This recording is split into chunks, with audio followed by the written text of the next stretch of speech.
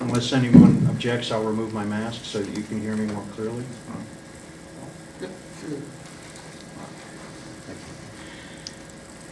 My name is Forrest Thompson. I'm the Medina County Prosecutor. I want to thank everyone for coming, and I also wanted to take this opportunity to again thank Chief Kinney and his department for the excellent work that they did in the collaboration and coordination of the efforts to bring this case to a speedy arrest. And foremost in everyone's mind that evening was the safety of the community. I would also like to thank Mayor Hanwell for the assistance that his office has been giving us in coordinating efforts to assist the families. I'll touch on that in a few moments. As you all know, last Thursday, Medina had an incident that resulted in a double murder in a private home on Lafayette Street here in Medina. You're also aware from the preliminary reports that there was a massive manhunt, that the individual that was identified as the shooter left the scene in a white Chevy Silverado pickup truck. Had to remember what it was. 2016 white Silverado pickup truck. That truck was identified, and here's kind of an ironic twist to this, but that truck was actually first spotted by an off-duty officer that's found it abandoned, or saw it abandoned along the road in Wayne County by West Salem. The officers immediately responded, set up a grid search, and worked diligently throughout the evening, both to identify any individuals that he had contacted, as well as attempting to find Mr. Dick. We knew that Mr. Dick was armed. We knew that he was clearly dangerous, and we knew that there was a substantial safety issue with the community. Whatever community he was in at that time, we considered at risk. Eventually, he was spotted at Dragway 42. Officers from the Wayne County Sheriff's Department were on scene. They took him into custody after they searched the woods. He surrendered without incident. A gun was in fact found in his pocket. It was a revolver, a .38 caliber revolver. There were 5 rounds in the gun. 2 of them had been fired. So there were three more live rounds in the gun, and again, good luck dictated that he didn't use it. So as of this morning, as Mr. Dick, as you know, was taken into custody, this morning I presented a 7-count indictment against Mr. Dick to a grand jury in Medina. After deliberation, they issued a true bill on all 7 counts. The indictment has now been filed with the Clerk of Courts in Medina County, and the charges are now pending. I would point out that according to sources that I had this afternoon, probably a half hour ago, his case will be heard for arraignment in front of Judge Collier on Monday at 1 o'clock. My understanding is they will be transporting him for a personal appearance in court. I've already provided here today a copy of the indictment as it was filed with all 7 counts, as well as an overall chronology of the events leading up to Mr. Dick's arrest. Those charges include 2 counts of aggravated murder. Each of those counts has a special circumstances specification and also a firearms specification. There are 2 counts of murder, and there are 3 counts of kidnapping. Now, the kidnapping aspect of this case has really not been published very much, but I will tell you at this time that during the time period when Mr. Dick was evading capture A Good Samaritan living in the West Salem area saw him walking, offered to give him a ride. That individual was then held at gunpoint along with the two 9-year-old children that were also in the truck. He was ordered to drive. He refused to do so. He pulled into the Dollar General parking lot in West Salem, put his hands on a steering wheel and simply said, "I won't do it." After a brief time period, Mr. Dick told them to exit the vehicle. They did so. They went into the Dollar General. They reported immediately to the manager. That manager put a shooting protocol into action for the store, locked down the store, contacted the Wayne County Sheriff's Department and their 911.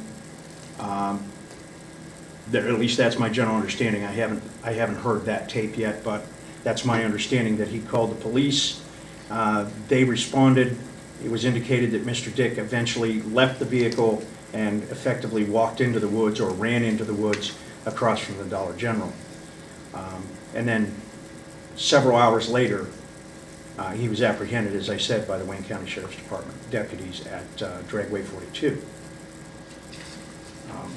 All of the charges that have been identified carry a firearm specification along with them. It's self-explanatory. It's on the face of the indictment. Mr. Dick is going to remain incarcerated at the Medina County Jail. There is a $5 million bond that has already been ordered.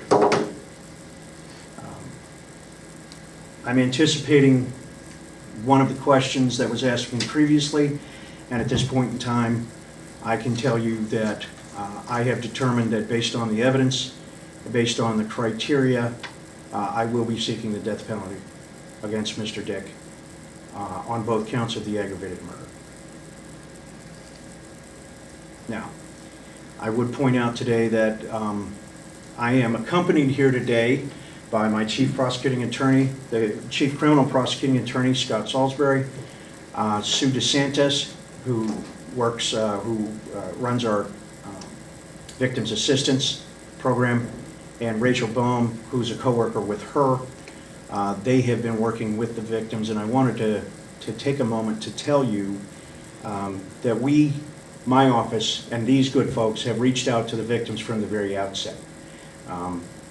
The victims of the crimes constitute the family members as well. And it was necessary, all of the family members that we were initially aware of were all out of state.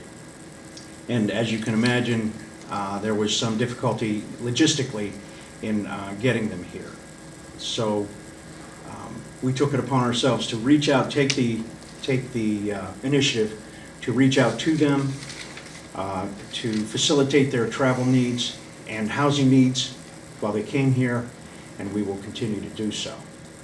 That's part of our responsibility as I see it, and it's part of the overall theme of justice that we need to pursue in this matter. So, with that being said, I'll try to answer any questions. Do you know what led to this? Excuse me.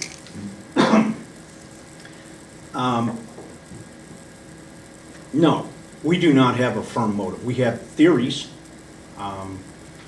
We are aware that perhaps the circumstances in the home weren't the best, that is, as far as their relationship. I'm not trying to undermine it, I simply am telling you I don't know the specifics of what was going on. We do know, and contra to what has been reported, Mr. Dick was not fired from his job. We spoke to, when I say we, I mean representatives of Chief Kinney's department, literally spoke to his supervisor the very day of this occurrence, and they confirmed that he had not been to work, but he had not been fired. What was his job? But more importantly, is there more that you can tell us about the victims? Anything that we can relate to who they were? We know their names, but like who they were, any details that people might want to know about them? What I can tell you is that Pamela Smart was a hardworking individual who seemed to take care of business at all aspects. She had a good relationship with the stepson, Robbie, and the family members that I have spoken to said she was a wonderful, warm-hearted, caring person, and that she was dedicated to her family and to her life. Lillian was 84 years old. I was told by several individuals that she was a woman who never had a bad word to say about anyone, to anyone, that she was genuinely a warm-hearted, very caring, very loving individual, that she had gotten to a point in her life where her physical ability, her ambulation ability was somewhat limited, but she appears, by all records, she appears to have been a very clear-minded individual. Did they all live there together? They did. My understanding is that she had lived in the home for less than a year. The home was a rental, and that she had lived there with them for that time period. Was she originally from here? You mentioned all of her family was out of town. Was she? Most of her family was from Virginia, Virginia and West Virginia. My understanding is that parts of the family had lived here at one time or another. As a matter of fact, I believe the one child had recently moved as much as, I think, 6 weeks, 2 months ago, something like that, had recently moved to Virginia from here. And so I know that that family did have a substantial amount of connections in Medina County. But again, those are the background factors that we are in the process of compiling. And what you said his job, what did he do for a living? My understanding is, Celia, my understanding he was a trained welder. What he specifically did, I don't know. Yes, sir. I'd imagine, obviously there's a sense of relief given the kidnapping thing, kind of the detail that really hadn't been out there. What can you tell us just about their state? I mean, 2 young kids, and obviously it sounds like provided some good information, but rattled, I'd imagine, feeling fortunate. I mean, it could have been much worse. Well, it absolutely could have been much worse, and I would say further that my understanding is that Mr. Dick held them at gunpoint while they were all in the truck. In other words, he was brandishing the weapon. My folks, the victims advocates, have reached out to them. Rachel Bohm is here. Rachel was hired to serve as the juvenile victims advocate. And so between Sue DeSantis and myself, we'd ask that she take on the role of assisting and working with the minors, the 2 minor children, to facilitate the services that we can assist them in obtaining. Obviously, they would have had to have been greatly rattled. Certainly, that's not something that any good Samaritan expects to have happen. But to his credit, the father, he got both of the children out of the car safely. The situation could have been far worse, as you said, and he took the measures that I think were appropriate at the time to do what he could to protect the community as well. Has she spoken to the stepson as well? I have. Does he provide any information on? Robbie, if you're referring to Yes. the young man that made the 911 call, Mm-hmm. Robbie has given a great deal of detail. He has been extremely articulate, very clear-minded, and has been of tremendous assistance. And the details that he have given have followed through and have been found to be accurate. Is he living with his mother? I'm sorry? Is he back with his mother? His mother? Yes. One of the things that we did was make arrangements to have his mother come from Virginia, and she was here for several days. We provided we assisted in providing lodging for her, and they reunited, and my understanding is they left back for Virginia today. Do you know how long they've been married? I don't. No. I'm sure that it's in the report somewhere, but quite frankly, that was not something that I was really looking at very much. After I determined that they were in fact legally married, that was one of the questions that I had to have answered in a fairly early stage of these proceedings. Have you ever been a death penalty case before? I have not. This is my first death penalty case, yes.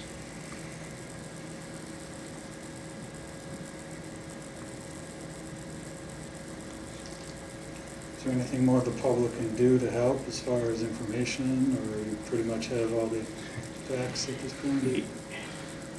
I know this sounds trite, and it may even sound a bit snarky, and I'll apologize in advance, but I think the number one thing that the public can do is get it right on social media. Yep. Without speculation, get it right. Because there's too many lives that are affected. And I think it's critically important that social media is a wonderful tool, but it's an awful tool when they get it wrong. And it can cause panic where it doesn't belong. So just get it right.